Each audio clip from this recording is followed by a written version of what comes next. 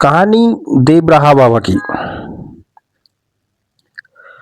देवराहा बाबा भारत के एक महान संत और योगी माने जाते थे, जिनका जीवन रहस्यमयी और चमत्कारों से भरा हुआ था।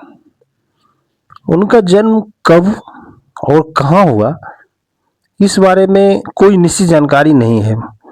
कहा जाता है कि वे सैकड़ों वर्ष तक जीवित रहे और अपनी तपस्या व योग बल से लोगों का मार्गदर्शन करते रहे। देवराहा बाबा का अधिकांश जीवन देवरिया जिले के पास सरजू नदी के किनारे एक ऊंचे लकड़ी के मचान, जिसे मचिया, पर बीता। वे हमेशा उसी मचान पर बैठकर लोगों को दर्शन देते थे। साधारण वस्त्र, लंबी जटाएं और शांत चेहरा उनकी पहचान थी। लोग दूर दूर से उनके दर्शन करने आते थे और उनका आशीर्वाद प्राप्त करते थे। उनकी सबसे खास बात यह थी कि वे किसी भी व्यक्ति का मन पढ़ सकते थे और बिना कुछ कहे उनकी समस्या समझ लेते थे। लोग बताते हैं कि उनके पास कई प्रकार की अलौकिक शक्तियां भी थी।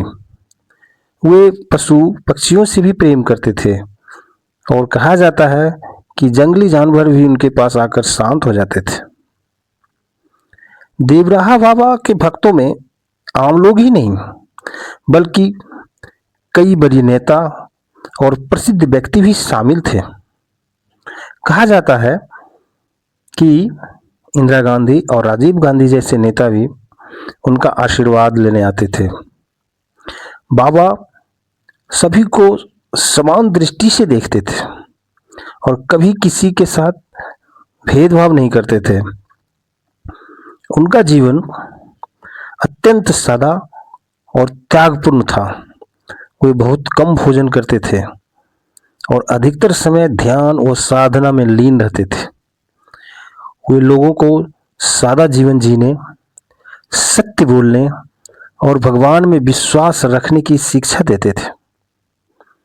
उनका कहना था कि मनुष्य को हमेशा अच्छे कर्म करने चाहिए, क्योंकि वही उसके जीवन को सफल बनाते हैं। कहा जाता है कि बाबा ने जीवन के अंतिम समय में पहले ही संकेत दे दिया था कि वे अब संसार को छोड़ने वाले हैं और अंततः 1990 में उन्होंने समाधि ले ली। उनके निधन के बाद भी उनके भक्तजनों की संख्या में कमी नहीं हुई, बल्कि आज भी लोग उन्हें एक महान संत के रूप में याद करते हैं। देवराहा बाबा की कहानी हमें यह सिखाती है कि सच्ची भक्ति, साधना और सेवा के माध्यम से मनुष्य महान बन सकता है। उनका जीवन आज भी लोगों के लिए आध्यात्मिक मार्ग पर चलने की प्रेरणा देता है। जय देवराहा बाबा, जय सनातन धर्म की जय। दोस्तों, अगर ये अच्छा लगा हो तो कृपया हमें सपोर्ट के लिए इसे ज़्यादा से ज़्यादा लाइक, शेयर और सब्सक्राइब करें। धन्यवाद।